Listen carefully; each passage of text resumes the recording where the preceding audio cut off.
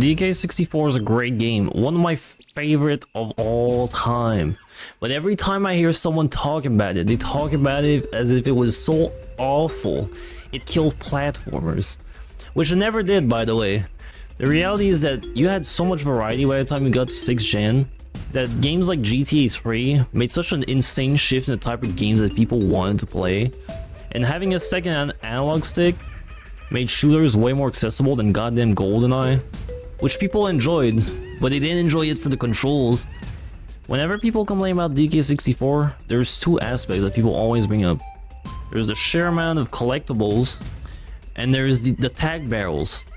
Now we'll agree on one point, the color-coded bananas are a little excessive in my opinion, but it's the one collectible you don't need for 101%. In reality, you only need 75% of them, and the game gives you a medal and tells you, you got enough. Now the tag barrel is not something I've ever had a problem with because they're fucking everywhere. Oh man, I need Diddy Kong for this, but the barrel is so far away. Oh geez, how will I ever do this? This is unplayable. Damn, if only there was a teleporter right there that leads me directly to a barrel. Wow. Like whenever there's an area where you need to like use every single character with like different character coded doors, there's always a barrel right there. Oh man, I need Lanky Kong to use this. Where will I ever find a barrel? Oh my god. Damn, that's crazy. If anything, this game is just a nightmare for people with OCD. Like, you might enter a level and instantly see a green banana you can't collect. And the reality is that you don't have to collect it now. You can just... It's just telling you, hey, there's some stuff to do here in this area with this character. Personally, I just go through the level with one character at a time, generally.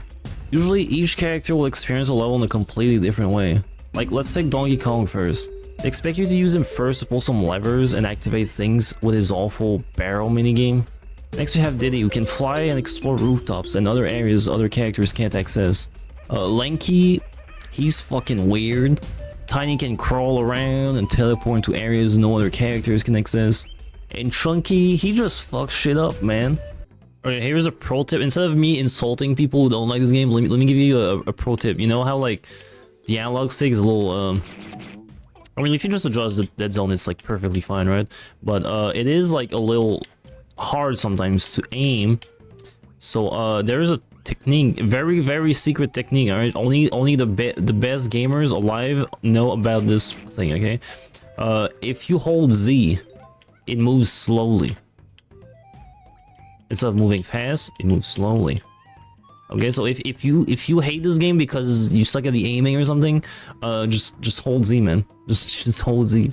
If you just start switching character every single time you see something in the world, you'll go insane, dude.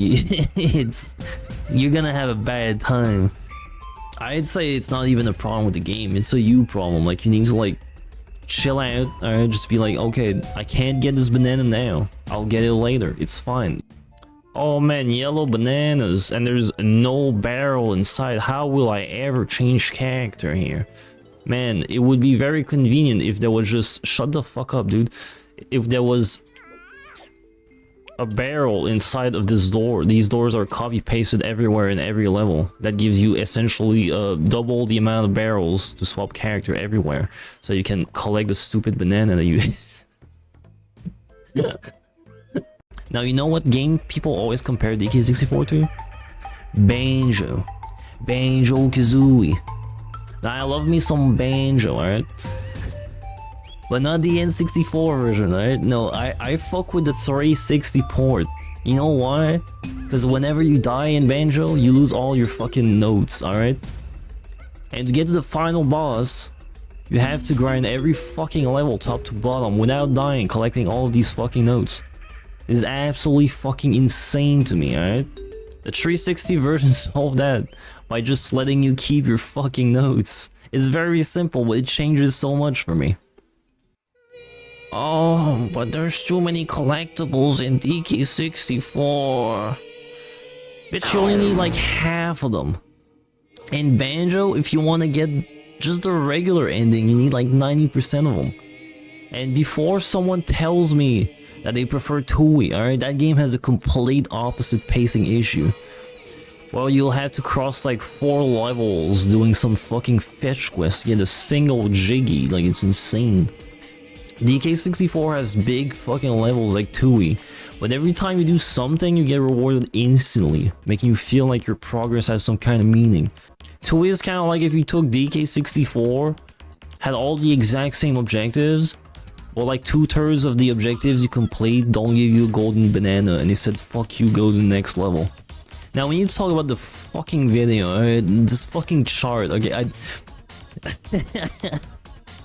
Feel free to go watch that video, by the way. Like, it's a good example of how people perceive that game rather than what the game actually is. Collect golden bananas and boss keys, which in turn unlock new levels. Do this until you win.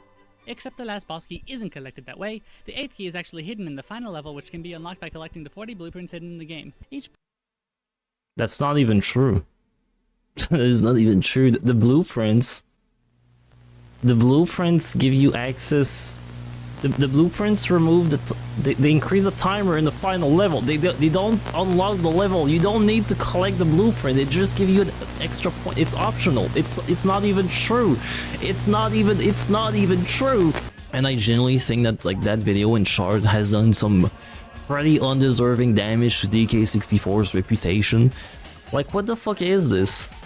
This chart is made with the intention of making you think that DK64 is super confusing to play. When in reality the game is actually really simple. They just made a really bad chart that includes things like cheat codes and ammos for all your items. And like, no shit abilities let you collect more bananas. Like, I hope so. Or are they even spread out around like this? Like, what is it? This chart is bad. I'm sorry, it really is. Like, I made this version, like, in like 1 hour. I spent like an hour on it. I'm sorry, man. But I just kind of like detangled the whole thing and grouped things together, and it looks normal. You see this and you're like, yeah, that looks like a regular video game. That is very simple. And just to prove my point, alright? I made a chart that uses the same fucking bullshit, like, nonsense, whatever the fuck that this guy did. But I use Ocarina of Time. Now, is Ocarina of Time a complicated game? Maybe some puzzles are a little complicated, but the actual pacing of the game is very simple. I made this though.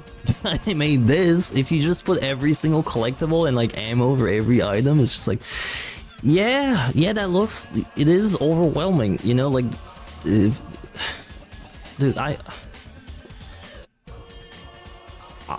I'm done.